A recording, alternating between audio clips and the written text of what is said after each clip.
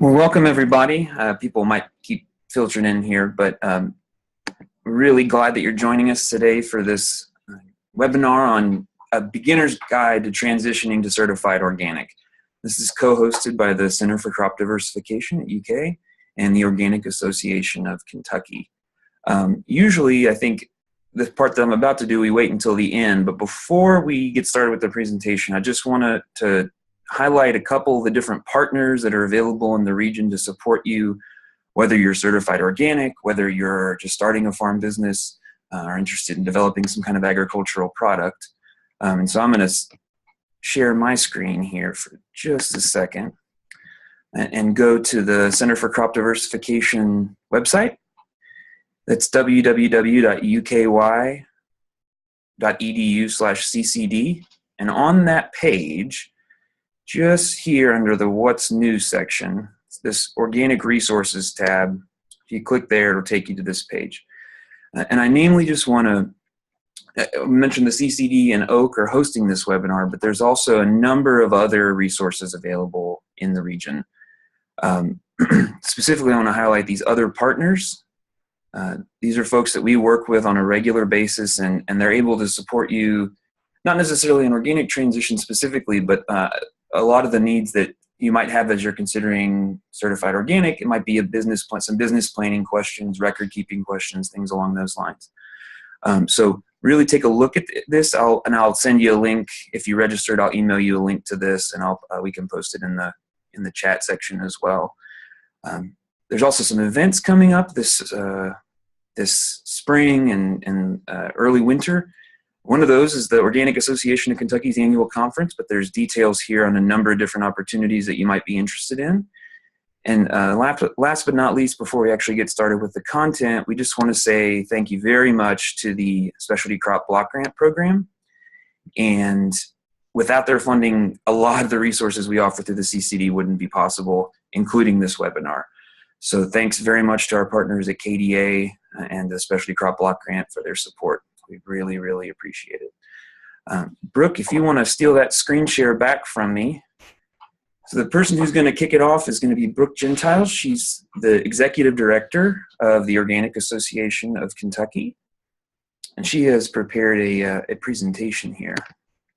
Let me see if I might be able to.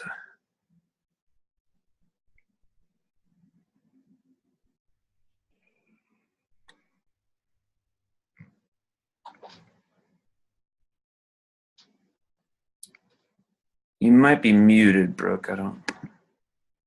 There we go. All right. Is that better? That's perfect. We can see you and hear. We can see your screen and hear you. All right. Well, hello, everyone. Thanks for joining us today. My name is Brooke Gentile, and I'm with the Organic Association of Kentucky. The plan for today is to take a quick look at some current data on organic sales and farm numbers in Kentucky, talk about some common misconceptions about going organic and what that actually means. And then we'll spend the bulk of the time really talking about the transition trainer program that Oak offers, and you'll have the opportunity to hear from our transition trainers who are the experts about what it takes to get started. So that's a little bit of what we hope to cover today. And there'll be plenty of time for questions along the way. So first, just a little bit about Oak. We are a network of farmer members and agricultural advocates and experts that are really focused on encouraging consumer and farmer understanding about what it means to be certified organic and how you can improve your own health of the soil through organic practices. Our goal is really to strengthen the collaborations throughout the state to build a stronger organic network. So I'd like to take this opportunity to introduce our transition trainers who are on the call today. Do you all want to introduce yourselves? Tell us a little bit about where you are currently, what your sort of specialty areas are. I'm Karina Coleman, and I've been working in South Central Kentucky. And I got hooked up working with Oak as a transition trainer because I worked with the Kentucky Blueberry Growers Association for some time, and so they were hoping that I could help some up-and-coming blueberry growers transition to organic. Andrew Oles here at Berea College. Started working with oak probably been a little over a year and a half ago. Was kind of thrown in the mix by my supervisor who couldn't attend the transition trainer program. So background in both horticulture and livestock production. All right, guess it's me now. I'm Tony Silvernail. I'm a farm director at Ranchero Farms. We're a new farm that just got going over here in Shelby County. We have about 1,020 acres. I'm helping them transition about 700 of it over to organic. Prior to that, I worked at Kentucky State managing the organic research over there, and I also had a small organic high tunnel production in Franklin County. I've been involved with oak for many years, from the board to now I'm a transition trainer, and like everybody, all the other transition trainers, we all went through the training together last summer, so we're all relatively newbies still to this. So we got 1 year under our belt and we're still growing. All right, thanks. And our transition trainers do travel quite a bit to meet the farmers who are interested in this program. All right. So just a little bit about how the organic landscape is looking in Kentucky right now. USDA NASS put out a report earlier in September, and it showed that there was a 15% increase in certified organic acres in Kentucky in 2016. It also looked like sales were up significantly, a 13% increase in sales in Kentucky. And that nationally, Kentucky is ranked 38th with about 100 certified organic farms at the time of the survey, and that was in 2016.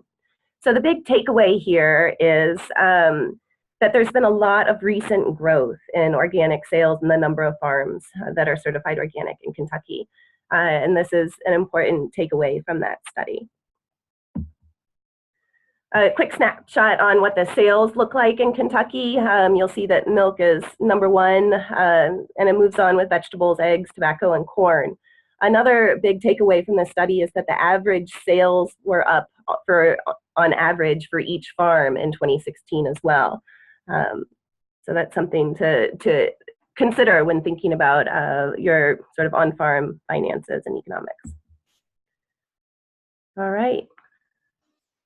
So we thought it important to hit on some reasons that people hesitate to transition to a certified organic operation. You can go ahead and click. Some people think it costs too much, or there's a whole lot of paperwork, or question even the standard of organic. Next slide. So we'll just touch briefly on costs, and I think we talk a bit more about the cost share program later on. But here are some numbers from around the country of other certifying agent fees. And these are on the low end when I looked at them. And as you can see, Kentucky Department of Ag gives you producers interested in certifying organic a really good deal. Next slide. Paperwork. So there is paperwork if you're going to become a certified organic operation. But paperwork is the way that an inspector can verify your actions. For example, if you say you spread manure on the field in the spring an appropriate time before harvest, that's just your word in memory. But if you take notes and keep track of your activities and your receipts and all of that, it's kind of like a breadcrumb trail for the inspector. These are some charts that I pulled out because if you keep track of these categories, then you'll be all set for your application as you get going.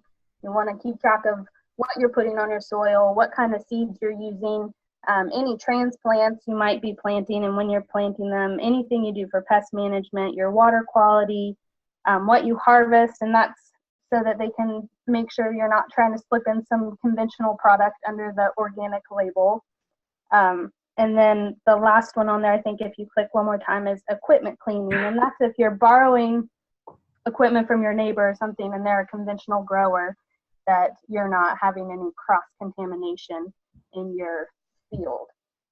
So you can by no means have to use these charts or charts like these. The most important part of the paperwork, the record keeping side of it, is that you use a system that works best for you, whether that's writing everything on a calendar or having a notebook or a binder that you staple receipts into, or if you have Excel sheets or use phone apps, whatever system is going to work well for you to keep track of all your activities on your farm to prove you're doing what you're doing, then you use that system that's best. You can go ahead to the next slide. I'm trying. Hold on. Froze up. Next slide, I think, is a little, maybe it's stoved up because it's all these different labels. And this is just to say that right now in the marketplace, there's so many different standards, so many different labels for consumers. And growing organic is not saying that's the ultimate way to grow, but it is communicating that you are holding to certain standards of production. And if you go to the next slide, simply stated, those standards of production are that you're not using pesticides or conventional pesticides, synthetic fertilizers, GMOs, growth hormones. So you're at least not using those things in the food that you're producing. That's super simple, but that's what the organic standard is saying, that you're meeting that bar. Next slide. Okay, so I'm sure plenty of you are thinking about, okay, so what do we do to get started here? Now we get into the real nuts and bolts of the application process and preparing for developing your organic systems plan. So as you consider this step into preparing to become certified organic, I do want to highlight our transition trainer program. You've met the 3 transition trainers on the call today, and they are available to work with you on a one-on-one basis. Basically, you fill out an application to work with them. It gives us an idea of where you're at in the process and gives them an idea of how to best to help you complete your organic systems plan. They will also, transition trainers will come to your farm and provide one-on-one assistance through an in-depth site visit and basically walk through all the steps of the OSP that you may have questions about and provide as much follow-up support as you need to get that application in. So, as Brooke said, once you fill out the initial application to Oak and you get a transition trainer sort of assigned to your application, we're going to contact you and get on the ground at your farm. And it gives us an opportunity to do a multitude of things. First and foremost is to answer additional questions that the application is going to generate, because there will be gray area as you go through that application that you're not sure how to approach or what that looks like as you begin to piece the organic system plan together. And so one of the key elements of the site visit is to bring the organic applications from KDA, should you choose that to be your certifier. As Karina pointed out, there are other certifiers out there, but KDA does a great job and they're really nice to work with, and they're one of the most affordable ones out there. So as we start to look at your farm application while we're at the site visit, then we start pulling out the application and start pushing pieces of your record keeping and your operation into that application and begin to delve into the National Organic or NOP standards that are applicable to that application and how that impacts your current crop production or animal production or wild harvest, as the case may be, and gives us that opportunity to see how record keeping and inputs plays into that system plan that eventually you have to compile so that you can submit an initial application. Go to the next slide. So things that we also might look at while we're there are boundaries and buffers, which, as you know, is as easy as walking through fields or laneways, what have you, and examine gray area that some producers have better understandings than others, depending on their exposure to the standards, and how that might affect your management and potential marketability of product. As Karina mentioned, we've got to start looking at all the resources you're currently using, be it seeds, supplies, fertilizer, livestock in terms of seed stock, if you're buying breeding animals or day-old animals, and on what the implications of that would be. And then what are your current market outlets? How do you think that going organic will help you in that place? And what resources are you already utilizing? What other ones can we point you towards? Because ultimately, I think everybody is interested in increasing the bottom line, and this is a great tool to do that if you get into the certified organic market.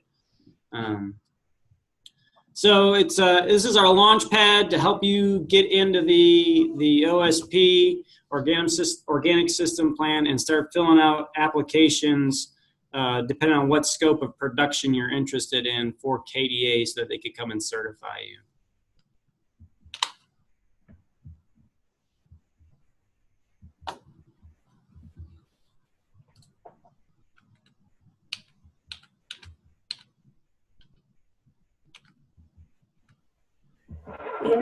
You want to do? Yeah, I got this. So if you haven't had a chance to look at the organic system plan, as the hyperlink notes on the slide there, that's probably the quickest way to get a hold of what Kentucky Department of Ag looks for in terms of information, so you can start the application. And some of that automatically begins with what you've been doing on your farm, and can you, as Karina pointed out, can you document when those activities took place, because that will set the day for when you can certify either animals or land on your farm. So from there, prohibited substances are listed in the NOP standards, and those are also available via the web. And I don't know that we have that hyperlink on this slide, but that kind of gets you starting to think about what you've been using versus what's allowable or what's not allowable. And there are some exemptions there depending on how much sales you're doing, and where you can use the organic stamp, because those are all regulated by USDA. So I think that kind of covers most of that. So lastly, the scopes are as follows. If you're going to be in organic production, everybody has to have an organic system plan. Then there's one for crops, there's one for livestock, there's one for wild harvest, or there's one for processor handler. So as you can see, depending on how many pieces of that puzzle you want to plug into, the cost reflects that. And fortunately, the state also offers the cost share program, which helps producers get into the marketplace at a lower price point than perhaps other states or certifying agencies allow.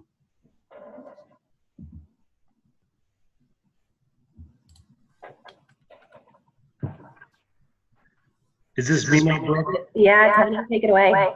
Okay, thanks. Tony, before you get started, I just want to point out, if folks have questions as we're going along, at the bottom of your Zoom window, you have a chat function or a Q&A function. You can use either of those to enter some questions, and then next time there's a little bit of a break, we can try to direct those to our transition trainers and to Brooke. So thanks. Excellent. Yeah, you just want to, Brooke, do you want to just scroll out, put everything out there yet? This is Tony. When I go out and I'm doing a visit and helping people with their transition and filling out the OSP, one of the first things I basically do is first introduce them to the OSP, what the KDA has there on site. We'll have a copy of that, and we'll just start working through it. So part of that is the farm plan. And the farm plan will entail a lot of what has already been previously mentioned, with the buffer zones, with the position of stuff, possibly a rotation, where you're getting your seedlings and planting stock, your fertility management, which would be, you're monitoring it, which would be your soil test, which I recommend people doing that once a year. And the UK reg services that you can access through the county extension office is great. They're cheap, They're easy to do. They give you good results and relatively quick. So that's what I usually recommend, and actually that's what I use. Using compost, manure, but also with the fertility management, you also do looking at rotations from pasture to using like winter annual cover crops.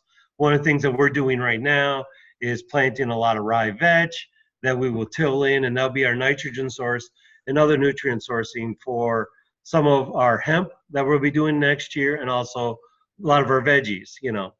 Along with that, as you're doing your OSP, you'll have to look at your pest management, and that goes with weeds, your insects, and disease. And a lot of this, if you're just getting into it, you really won't know the history of that area. You know, a lot of people are putting stuff out that really hasn't been put out, different cultivars and different planting schedules. So you don't really know until you get into it in a lot of cases. So a lot of this you can sort of plan for as far as weeds. If you look at your field this year and see a bunch of Johnson grass, you say, well, you know, I'm going to have to plan for that next year, because obviously that's going to be an issue. Or for insects, sometimes a lot of them come in and go out. I don't know any actually that go out. They just come in and stay. But a lot of those you don't know until you put something in there. But it's good to do a little research on it, whatever you're going to be putting in. Know what possible issues that might crop up, literally, and how are you going to manage that. And that is actually listed in your OSP, your management plans, and any other type of practices that you're going to want to control some of these. And as I said, your boundaries and buffers. When you're doing your farm plan, I usually advise people, if you have access to a computer, go to Google Earth. Go to Google Earth, pull up your farm, you can capture that image, and then you can start drawing on that, polygons of your fields. And then you can look at your boundaries, and you can actually measure. There's measuring tools on that you can make sure, you know, you have enough buffers. And there's been a couple questions of people that I visited that, you know, you really have to look at it. You know, are you downslope from a conventional production? Are you upwind? You know, you have to really look at the topography and actually prevailing weather patterns. And that will really determine a lot on your buffers and how big they have to be and whatnot. And record keeping, I'll bring along, I show like what I have done at Kentucky State and with my own farm. I use, as was mentioned earlier, I use Excel spreadsheets. I have field logs, and that's pretty much my field history. And what I like about Excel spreadsheets, it's an active document, so I can keep adding to it. And, you know, I can go back 4 years on the same file and just pull it up. Okay, this is what I did in April of, you know, 2016 or 2015. And that really helps me. And if you have that, I'd definitely, there are probably better record keeping software out there, but I just use Excel. I'm sort of, you know, I get into a certain rut, and that's what I like to go with. And that also helps you with your field history and with your OSP. And like I said, the OSP is available there. Okay, well, next slide. And with livestock, as we said, you know, we start initially, before you even get into livestock, the first thing you're going to have to do is certify the land. So that would be the crop and field, and that's sort of like what we just talked over. So that you'll have to do that irregardless of anything else that you do. And the livestock is, in addition, as another scope that you add on to that. But first you have to have a plan for your pasture. And you have to look at, you know, your whole operation profile. And that would be, you know, if you're having large ruminants, if you're having cattle or sheep, smaller, even chickens, you have to look at, you know, what ground they're going to be on, what rotations you're going to have. And that goes into, you know, the pastures and grazing system. But you also have to look at, I skipped one of them, sorry about that, but your source of animals. If you're bringing animals on there are certain protocols as far as, you know, when you're bringing animals onto your property, as far as, you know, what can be certified. A lot of the animals themselves can't be certified organic for meat. However, they're calves or, you know, they're lambs, you know, so the last third, if during their pregnancy, if you start like the last third of their gestational period and start treating the mothers as organic, then actually the lambs or ewes or whatever, they can actually be certified then as organic. The feed and feed supplements, this is the big thing. You know, a while back, I know there was some issues with stuff coming in from out of country, but a lot of the growers like around here are purchasing out of state, unfortunately. So you have to make sure that if you're bringing feed in onto your property, that is a certified product. And a lot of the feed suppliers, they will have verification. You can see their extra certification, stuff like that. And you got to keep your purchasing log and all your receipts. The inspectors will want to have that.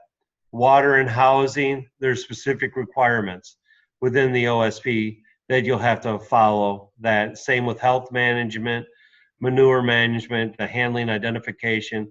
And this all just boils down under basic record keeping that you'll have. And as you go through the OSP for the livestock, they're pretty good at actually identifying specific things that you have to look at. You know, like for one, if your cattle, and actually all the animals, they have to be on pasture so much of their time. They have to have the feed requirements are set as far as, you know, how much grass they have to be eating and everything like that, and how much time of the year that they got to be out on grass. And that's all going to be, they'll look at your record keeping as far as where you're putting your animals, what pastures you're putting them in, and making sure you have a good rotation with that. Next slide. So these were the slides, Yeah. your examples. Yeah, if you want to, yeah, see, these are sort of like what I do with my field logs. Purchase inputs, seeds, fertilizers, and like I said, if you had animal, can you back those up a little bit, please? Yeah, there you go. You know, your purchased inputs, this will be really important to keep track of these. The inspectors will look at those and making sure what you're telling them actually matches up with what you have. You know, like if you said you planted, you know, 5 acres of this one crop and you only have like a 2-ounce seed packet, you know, they're sitting there going, okay, where's the rest of the seed coming from? You know, you're going to get audited on that. And that's something we could talk about during the transition. But keep all receipts. It not only does it help you, but it actually verifies what you're doing and how you're doing it and stuff like that. And then I just have seeds and fertilizers there, but actually, you know, if you got mineral and feed and everything like that, keep that also. The field logs and sales are other. So yeah, we'll bring those up. There's a field log. This is the way I do mine. And this is, KDA has been accepting this. I just have a date, the operation, you know, operator, which is mainly me, or if I'm lucky, I can get the family out there to weed and whatever else. But it's sorry, I keep track of that. And if I'm bringing equipment, one of the things we talked about a little bit earlier, that if you're bringing equipment onto your property, you got to make sure, and if it's coming from a conventional place, you got to make sure you have a washing log or a clean out log of that equipment. And I'll have that in the notes, you know, as far as, you know, I had this at Kentucky State where once in a while they would steal the organic equipment and then go take it over to some conventional part, some dirty part of the farm. And then I'd have to come back and I would actually have to make sure that they rinsed it off. And this especially with any tillage equipment, anything that goes into the ground. Make sure the soil is off and that it's clean. You know, I mean, just for your own protection too. So next one, please. That's for field logs. This is sort of like I was talking about keeping track of purchase inputs.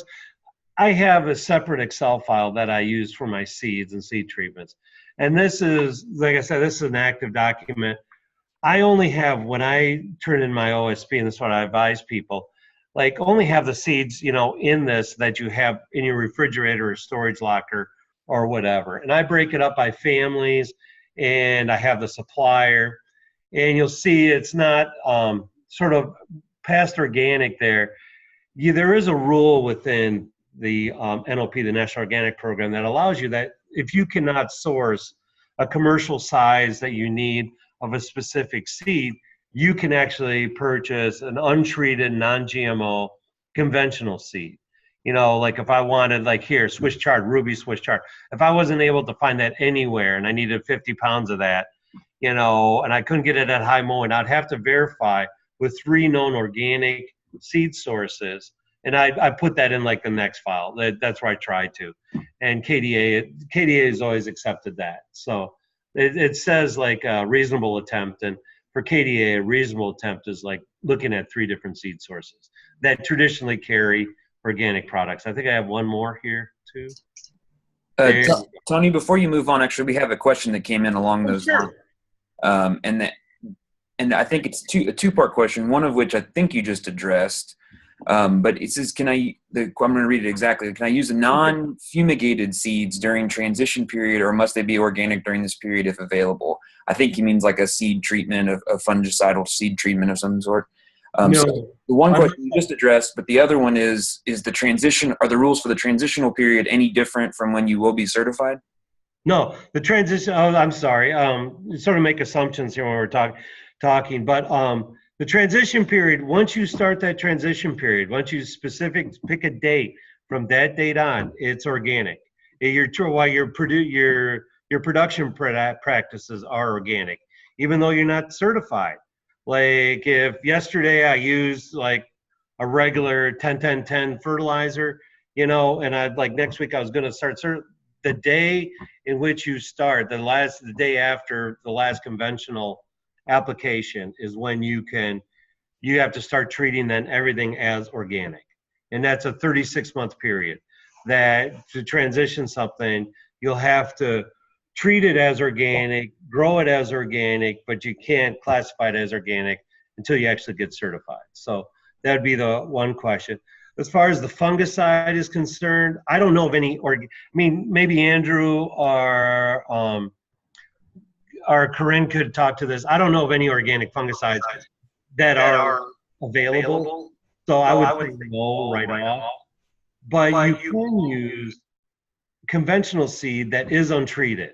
That, like I said, I use the example of ruby Swiss chard, you know, if I couldn't find that organic in, let's say, High Mowing, Johnny's, Peaceful Valley, or wherever, you know, but I could find it as conventional with some other supplier, and as long as it's untreated, that would be okay. That's usually, the rules specifically state something like a reasonable attempt. And like I said, KDA accepts 3 attempts as a reasonable attempt. So if you look at 3 seed sources that are traditionally organic and they don't have it, you can buy conventional as long as it's untreated and non-GMO.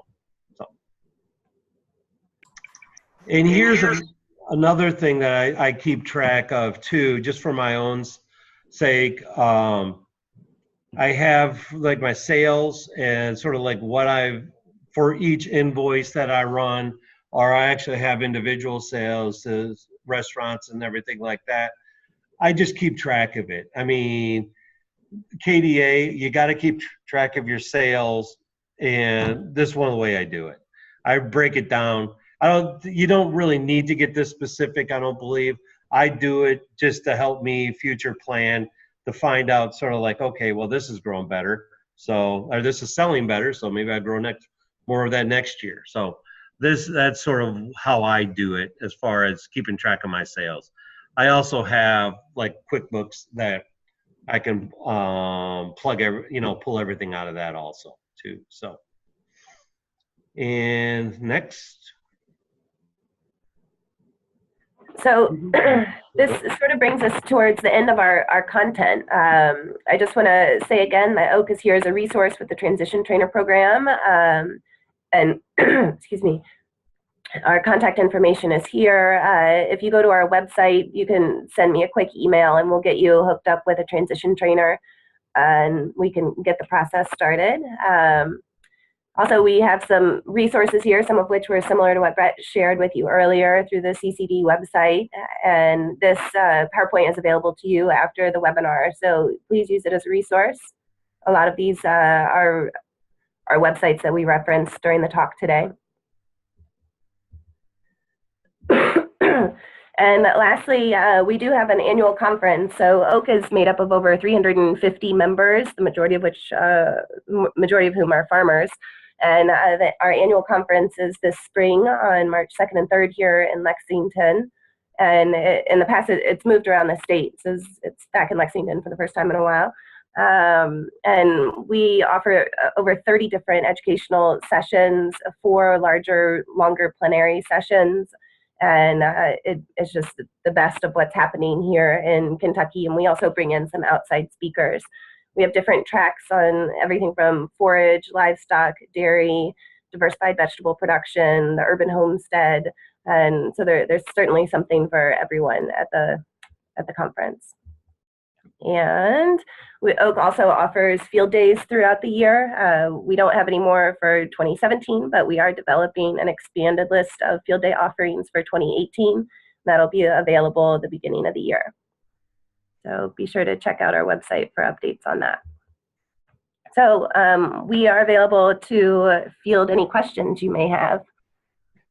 So yeah, we've actually had a couple of questions come in. This first one here, would Salanova lettuce qualify? And so my understanding is that Salanova lettuce was produced through traditional breeding. It's not a genetically engineered crop, so it would have to fit all the boxes that Tony mentioned. Is that your all's understanding as well? Yeah, I mean, who's the seed source? Yes, so the seed source, I would assume one of the primary places people get that is from Johnny's that I've seen, and they have it says it is from Holland. This was the answer back. Tony, you're muted. See my lips moving, but nothing comes. I thought you're miming. Yeah, that should be fine. I think actually high mowing may have a mix there too. So, I mean, just look around. I just advise Johnny's, and like I said, I don't know any GMO leafy greens. I don't know. Not to say that there's not any out there. I don't know any. So you're pretty safe on that component. Just some of them, you just got to be careful with some of these seeds if they're pelleted. If they're small and they're pelleted, you got to make sure that the pellet coating is organic. A lot of them do, if you're doing carrot for instance, a lot of them there are organic seed coatings out there that will allow it to go through like a Jeng seed or something like that, because carrot seeds are so small. So that may be something to just be aware of when you're looking at it as far as seed coatings, and make sure whatever you're doing, just make sure it fits. And if there's questions, that's what we're here for. And I have to say too, just a plug for KDA. KDA has been really good. I mean, I have a lot of questions periodically, people ask me something, I have to scratch my head. So I go to KDA because they are the certifying agent for the state. And they're really good. They really try hard to answer the questions, and we usually get to the root of it. And I always say this when I'm talking with people: ask a question now. Don't ask for forgiveness, because there is none. If you put something in that's prohibited, you just may have set yourself back for 3 years. And there's horror stories from a dairy producer that used the wrong inoculant on some of their legumes, which they fed then to their organic cattle or their organic dairy herd. And I mean, it's just, you hear things like that, where if a quick call would have solved it all. So I always advise, if in doubt, ask somebody, call Oak, email us, or get to KDA. And like I said, even if we don't know it, we'll get the answers for you. Yeah, to that point, Tony, you mentioned the coating. So I was trying to find it on high mowing, but I'm looking on the Johnny's website here. I'm not paid by Johnny's, but they say here, seeds are pelleted using NOP compliant pellets for planting use. So that's National Organic Program.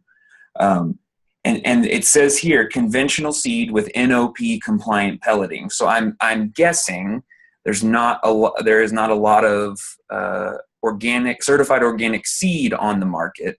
And so in this case, if you looked for this Salanova lettuce, which if you're not familiar with it, it's a head lettuce that you can plant and harvest kind of like a salad mix. It grows smaller leaves that grow all at kind of the same rate. You would need to demonstrate that you've looked in 3 different places. You can't find certified organic versions of it, but we have this with a pelletized coating that is NOP approved, and that would be the burden of reasonable effort. Does that jive with what y'all?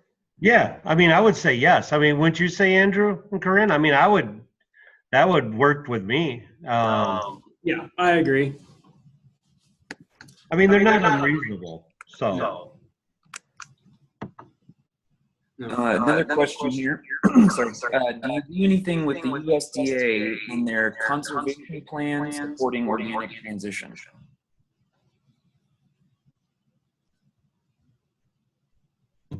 I'm sorry, I miss it. We're getting a bad echo here.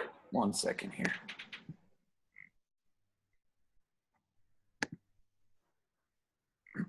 So the question was, do you do anything with the USDA in their conservation plan supporting organic transition?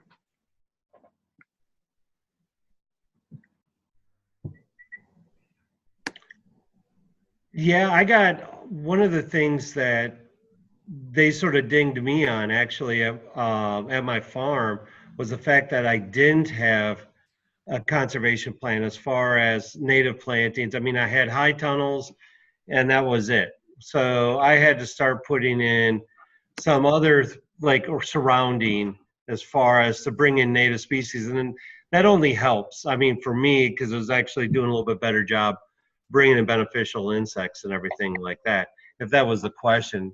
Andrew, have you had anything like that? But once you start transitioning, yeah, you got to do all that as you go forward. So I would agree with Tony. There's been a few instances now, some folks have asked about conservation plans, and I know there's money available through NRCS occasionally to do work like that. So you can kind of piggyback that kind of practice with your OSP, because it's like Tony says, it's implied that you're improving habitat and resources, which is a big thing USDA is starting to push now, is on the resource conservation side of things. So there might be some duplication there that can be utilized. I had one producer in particular had been awarded something from NRCS to transition to organic, but they needed some kind of plan to execute, and so we tried to use the organic application as part of that framework that helped them make that plan to get their funding and also move into certified organic production.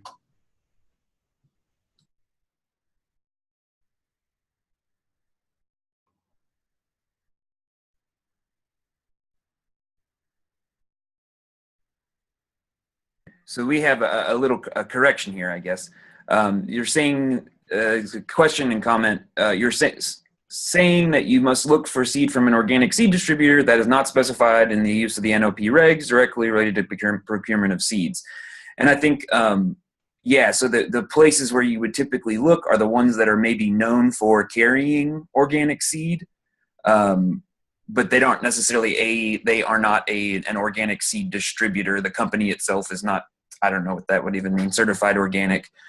So there are many companies that carry both certified organic and non-certified organic seed. They're not exclusively organic seed distributors, but the looking for the organic seed, I think, is, if you can find it, and I think the most honest wouldn't be, you wouldn't want to go to some place that never sells organic seed and say they don't sell it.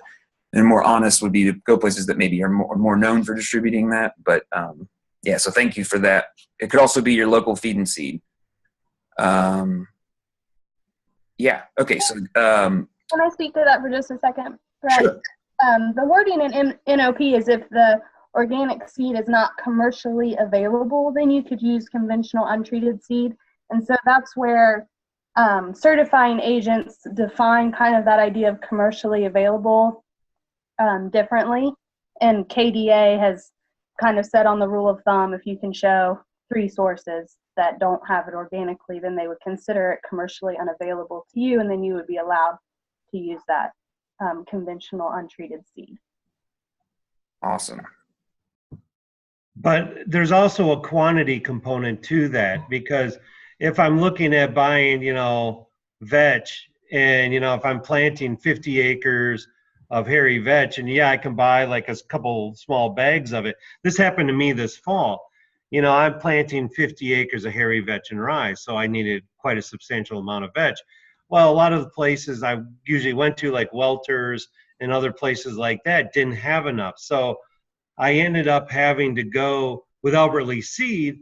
That usually does have organic vetch, but they had ran out by that point. So I got the conventionally untreated, and I ended up getting like 500 pounds of it, about 10 bags. Well, no, actually, I think I got more than that. But they were the only ones that had the quantities that I needed. And so, I mean, that's the other part of commercially available, is making sure that they have the quantities in which you would need for your size of production. So we had another question come in, and I think related to generally, does each of you cover a specific chunk of the state, or is it more of a tag team who's available statewide? The specific question was who would cover Hardin, Meade, and Breckinridge counties. But maybe you could talk more generally about the areas you cover or what that looks like.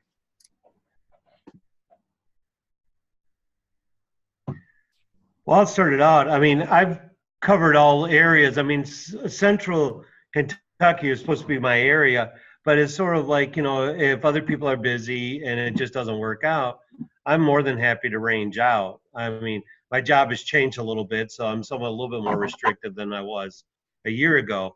But I mean, I guess Andrew and Corinne could talk a little bit more I know Corinne was going to be out west in the south central part more, correct? And Andrew with the livestock in the central and eastern part. Am I correct on that?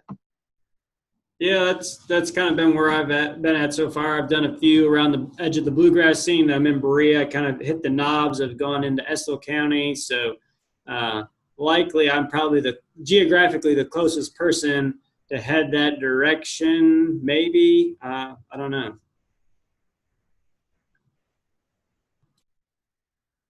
So if someone's interested in the program, Brooke, are you their best first contact? I am. We have an application form. It's just a couple pages, and it gives us enough information about where you're at and where the farmer's at in the process, what their land is like, what their production systems are like currently. And it's sort of essential information that our transition trainers need to know before they get started.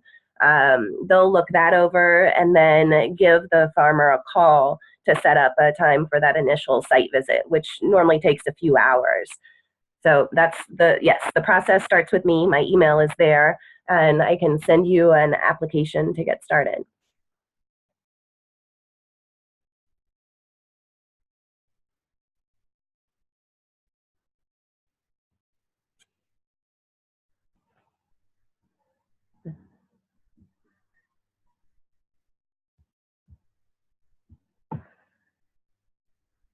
Anything else? I see this one person, Alex. I was muted. Sorry. What's that? I was reading the question and I realized I was muted. Oh, okay. I was just like, it looks like Mr. Alex Percival has applied but had no contact. Yeah, we'll follow. I think we'll follow up with that. Yeah, afterward. We did have one question here. How many years does a perennial need to grow to be considered organically grown if started from non-organic or uncertain seed supply or stock? Can it? 1 year.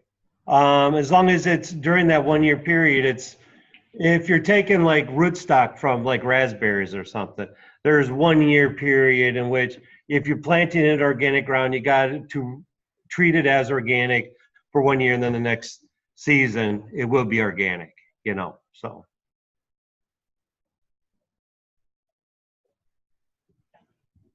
So I actually have a question here. I think that I work on the marketing side, and so I'm curious, in some of those conversations about marketing and the marketability of your certified organic product, what are some of the considerations you all talk through? I mean, the simple question of whether there is a market for certified organic, and what have people usually said when you talk to them about those kinds of things?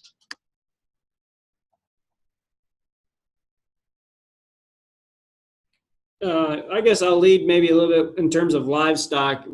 Talking about organic livestock, one of the first probably placeholders everybody looks to is Organic Valley Cooperative. And so if you can get into their cooperative, that's a great outlet, specifically in the milk market, but also there's potential there with Organic Prairie for eggs, pork, beef, chicken. But it's a function also of availability for trucking, especially in that kind of commercial scale. So the other part of that is then to look and see what is your local marketplace. Will that distinction in terms of certification actually justify your expense and records to actually getting the price point? So as an example, here in Berea, we have chosen not to certify our livestock. All of our cropping acreage is certified, but we won't certify our livestock because we can't see ourselves in our current marketplace getting the payback for the additional labor and expense and record keeping to make that happen. If we can find a larger marketplace where we can move product into that will get us that price bump, then we'll probably go after it. In a direct retail, if you can go to a good farmer's market and build a brand, I can see, at least from livestock products, that's worthwhile. And then folks may know of the Farm Elmwood Stock Farm north of Lexington. They're kind of the flagship in the state for that kind of model of organic livestock at a direct retail. So that's out there. And it will depend on where you're geographically located and where your marketplace is.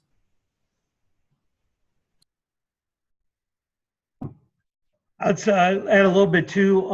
It seems to be a great demand for vegetables because they're probably some of the easiest to get into the market. There's also seems to be a huge demand that I've seen for organic meats. The bottleneck, though, is feed, trying to get organic feed because there's very little being produced here in the state of Kentucky, so people are having to ship it in, and actually processing. That's another big, if you're looking to slaughter your meats and stuff like that, there's very few options right now. So that's something to consider when you're going to be looking at producing organic animals. And this is something, unfortunately, and this is somewhat universal with a lot of different states. Being from Michigan, where I'm from, going up there, and I was talking with some people up there, and they were facing some of the same problems that we face down here. As far as not so much about the feed, but as far as the processing, having a certified organic meat processing facility. Maybe Brett could talk a little bit more about that. I don't have my finger on the pulse of that so much, but maybe something is coming down the line that would actually help. And I think the market would explode because I believe there is a huge demand for that. There's just not the ability to meet that demand currently. Brett, would you want to speak to that? I don't think I have any better idea than you do, Tony. I think you give them too much credit. I'll jump in there on terms of processors. As far as I understand at the moment, there are 3 processors across the state that handle certified organic livestock. And 2 of the 3 are in close proximity. One's in Garrett County and one's in Casey County. And then the third is round about Bowling Green, but I can't remember exactly if they're in Warren County or not. I think they're in Warren County. So there is a significant bottleneck, and then transportation becomes a huge element of price point then if you're going to truck animals around to get that processor. You can take them out of state if there's somebody closer across the river or across the state line to the south. But those are the ones that I'm aware of, at least at current in the state that are, you can be utilized for direct retail marketplace. Andrew, what's the butcher in Casey County? I know Garrett's Marksbury, but what's the one in Casey? Central Kentucky Meats, Jerome. He'll do certified organic production. We're coming up on the end here, but Karina, I don't know if you had any other thoughts you wanted to share. I'm not trying to put you on the spot, but just in case you did, or Brooke, if you want to have anything to kind of in closing, and then I'm just going to say a little bit about the evaluation and a couple other things, but that'll be it. And to briefly address Charlene Bentley, just put a question, will this presentation be available afterwards? It will be available. We'll post it on the site and make sure that the Oak folks can post it on their site and social media as well. But I'd like to add to that, to Charlene, it's even better in person at the Oak Conference. So make a point, come out to the Oak Conference if you're still questioning this. So that's my plug for the day.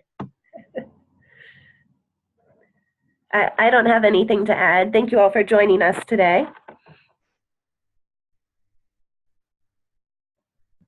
Okay, dokie. Well, I'm going to steal the screen back here real quick and just say,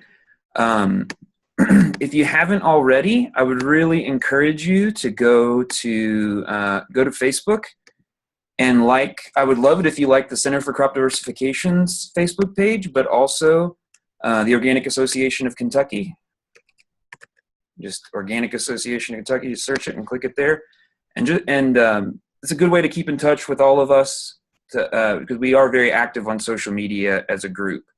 The last thing I'll say is we have an evaluation, and I'll email you this as well, but we would really appreciate, I'm going to pull the link up here.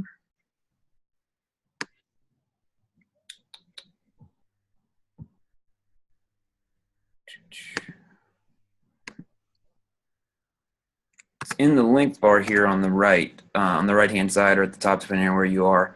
If you could take that evaluation, and it really helps us to direct our programming going forward.